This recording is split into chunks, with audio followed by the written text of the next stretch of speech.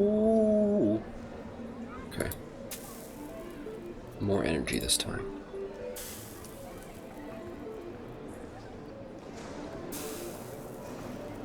If you want to be considered a really great philosopher, then you probably ought to save the world.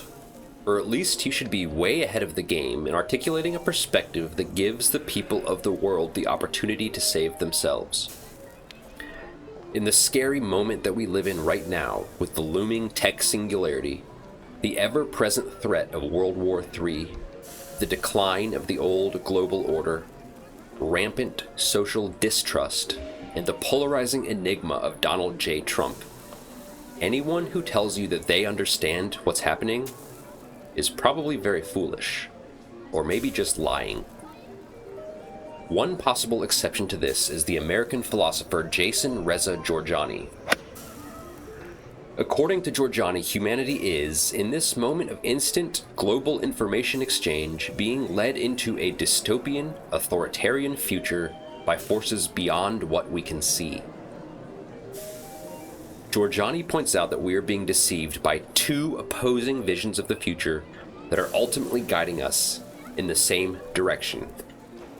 In fancy philosophy terms, this is called a false dialectic. On the one hand, we have transhumanism, which seeks to draw humanity into a progressive vision of the future, where, guided by AI and biotechnology primarily, we evolve ourselves and our social institutions so that we can live longer, more prosperous lives with less work and less suffering. The problem with this vision is that it is essentially a continuation of the momentum of the disastrous 20th century, technologically and socially, and the people leading this movement have not learned the lessons. The transhumanists that you see on TV are materialists that understand the universe to be a purely physical phenomenon, particles bumping into one another in a kind of giant room, and that the movement of the particles, like billiard balls or something, determines every aspect of experience. This determinism means that their model of reality has no room at all for free will, whether they think they believe it or not.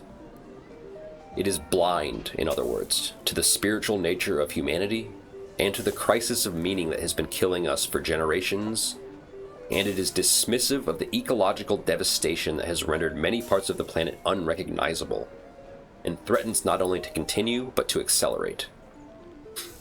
And so their limited understanding of reality leads to a 2D kind of transhumanism, two-dimensional, that inevitably results into just a means of control.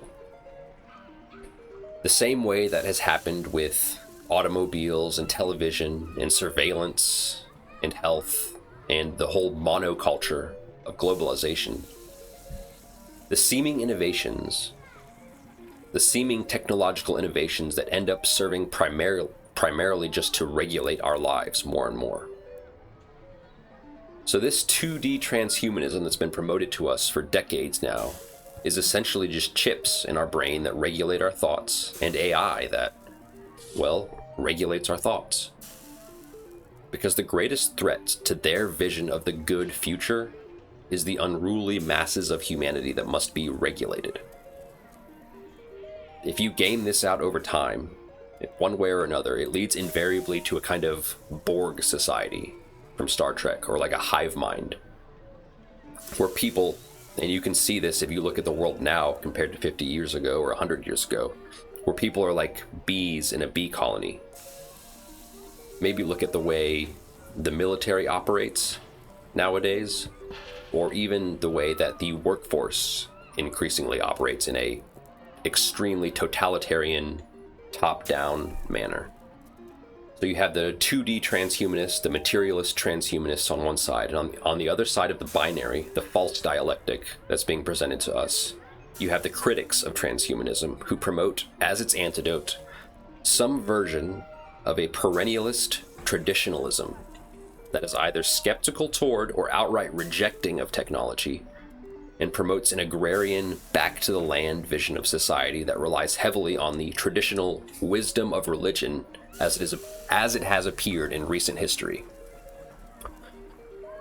And while I find this greatly preferable to the Borg, It is essentially as Jorjani points out, a controlled demolition of society that aims to take us backwards, to erase our progress in understanding, and ultimately to bring the individual and the collective under strict control, with the help of old religious institutions and putative divine authority.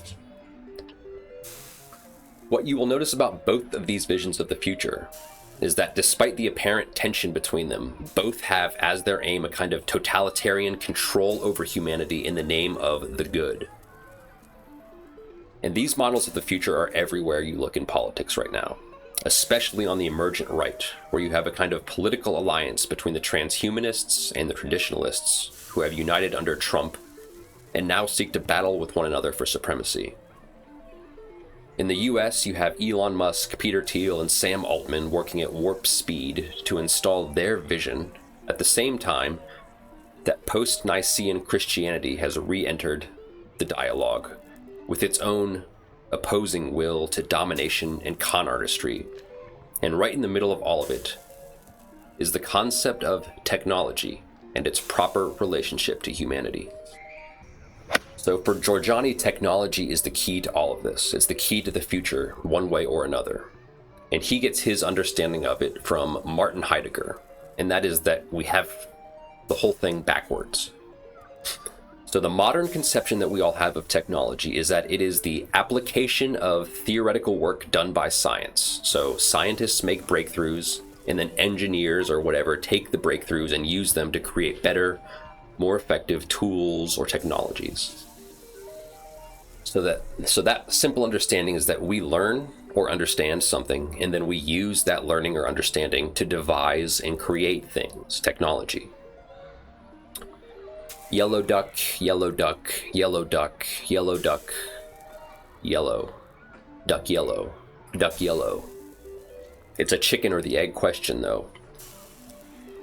And the reality is that actually, technology precedes science. It is technology that reveals to us the theoretical frameworks that we use as theory and as science and so forth, including the transhumanist materialism that emerged out of, you'd say like Descartes and that kind of stuff that comes from that transhumanist materialist worldview came out of the technologies of clockwork and telescopes that were developed in the Renaissance. I don't know when they were developed. I know they were around there, but probably going back further. Of the Renaissance technologies of telescopes and clockwork that preceded the Industrial Revolution. So they had these machines, these tools with many different parts, and when one part would break, you would replace it with an identical part. And the kind of thinking that propels you into when you're working on, say, telescopes or clocks, leads you to the materialist transhumanism of seeing the universe as that kind of clockwork, where everything is made of atoms or parts that are interchangeable. And that's a very useful way of thinking about it. But the point is that it's just a way of thinking. And so theory, including science, that we construct is emergent from technological revelation. It's not the other way around that we are used to thinking. And we'll get back to that in a second. And so this thing, technology, which divides our vision of the future into these two camps. Remember the traditionalists and the materialist transhumanists, is fundamentally misunderstood by both. And there is actually another future without total authoritarian control of the human individual that we can reach only if we first have a proper understanding of technology and humanity. For Jorjani, the mythological figure of Prometheus embodies the true relationship of man, God, and technology. So first of all, and this is me talking, not Jorjani, I would say that we have two definitions of God that people use. One of them, let's call the Most High, God, is the top of the hierarchy of being. is one way of thinking about it, or source, or creation, or eternity, eternia. If that's too abstract for you, then good. That's kind of the point. So the first definition of God is the Most High, the top of the hierarchy of all of being, of all of the universe. The second definition of God that we use is like an emanation or immanence that is in a dynamic state of co-projection with humanity. I'll say that again. The second version of God that we use, the second definition, is an emanation or immanence that is in a dynamic state of co-projection with humanity. So there is the God that is beyond all of it, the Most High, and then there are God or gods. Oftentimes people do like capitalizing or not to make the distinction. These second, like lower gods could be said to have created man as well as to be the creation of man. Both of those are equally true, because our relationship to that second rung, God 2, let's say, is a relationship of mutual co-projection. So the gods are in a dialectical back and forth relationship with humanity that unfolds within cultures, across history, and most importantly, actually, within the individual. They're like constellations of stars in the sky, in that they exist in and of themselves, but they are really defined by the manner in which humanity connects the dots. So you could, for example, if you're trying to seek that God number one, the Most High, you could try to come up with like a theory where you're connecting all of the stars together into a single God. But the more you try to do that, the closer you get to God number one. The unity of all things is overprivileged at the expense of the very real multiplicity that we live in. And you become, let's say, more schizophrenic than your baseline. So this is why the God 2, the lower tier of God or gods, is necessary for humans to have that interaction with God.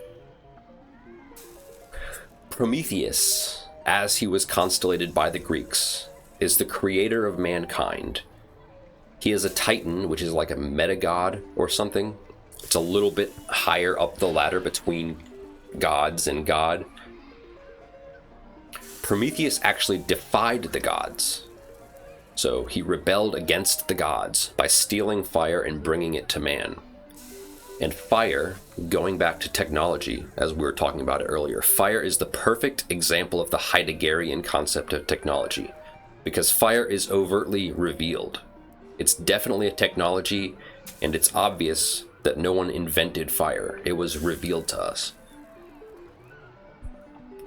Fire is a technology because humans use it, or you could say it uses us just as well, to, among other things, cook food, which you can think of as a form of pre-digestion.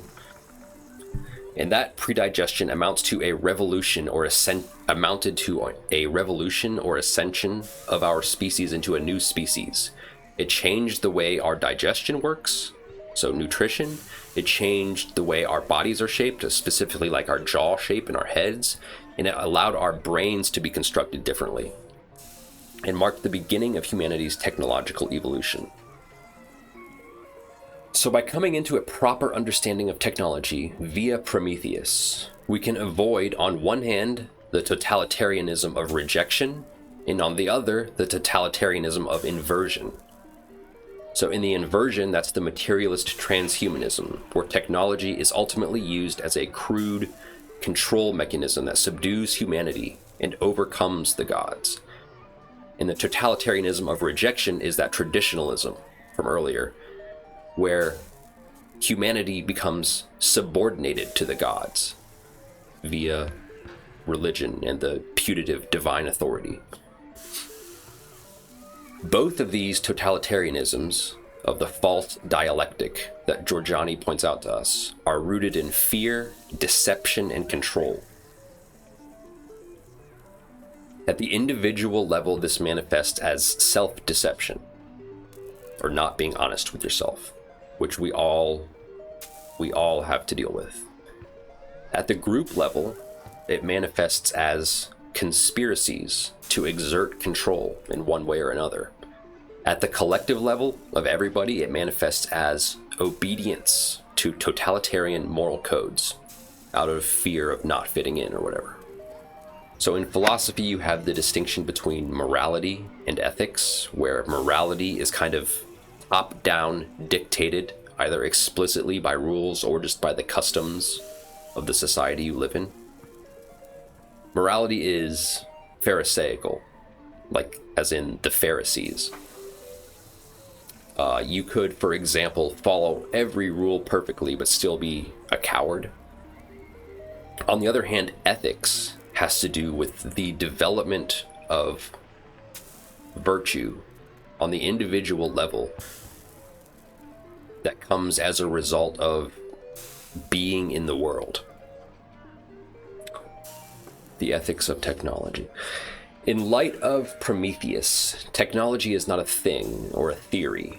Technology is a state of being defined by innovation, exploration, curiosity, and, most importantly, revelation. If you want to access this state of being, think about playing a video game. You load into a mysterious new world where you are a curious neophyte.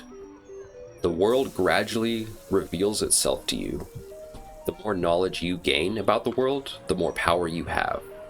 Also, the more power the game has over you. You enter a technological state of being.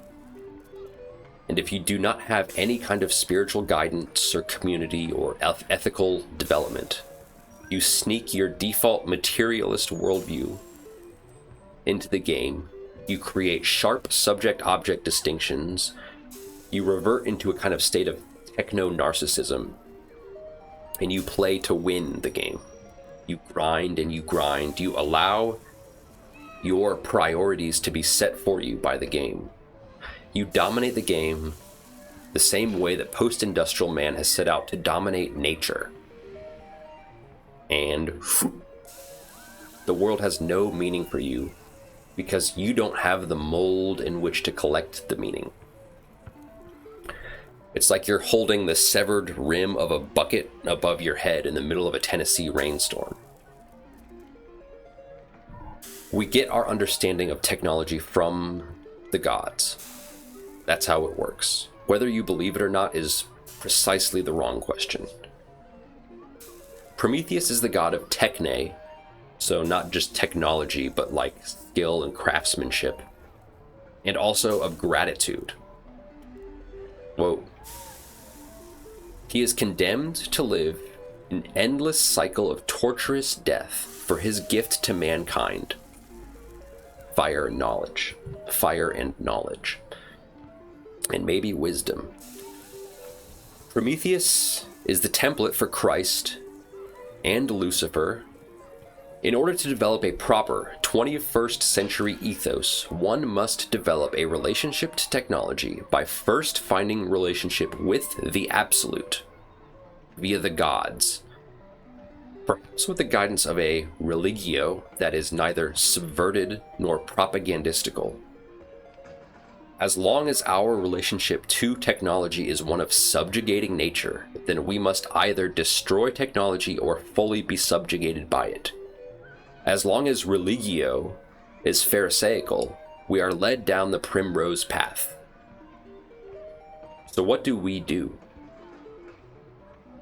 Could you open source a religion? Or do you just end up with Protestantism? Okay, I want to conclude this for now. If you want to learn more about the false dialectic, if you find that intriguing, I would recommend reading Jorjani's books. Here's 2 of them. He's got many. He's got interviews on YouTube. An honest warning, though, his style of thinking is multi-paradigmatic. So it moves in between paradigms. So it can be kind of psychologically destabilizing. So it's really not for everyone. He's like if Martin Luther wore Joker makeup, or he's a lot like Nietzsche, actually, if you've ever read Nietzsche. So definitely not for everyone, but if you're the kind of person who is interested in thinking in new paradigms, strong recommend.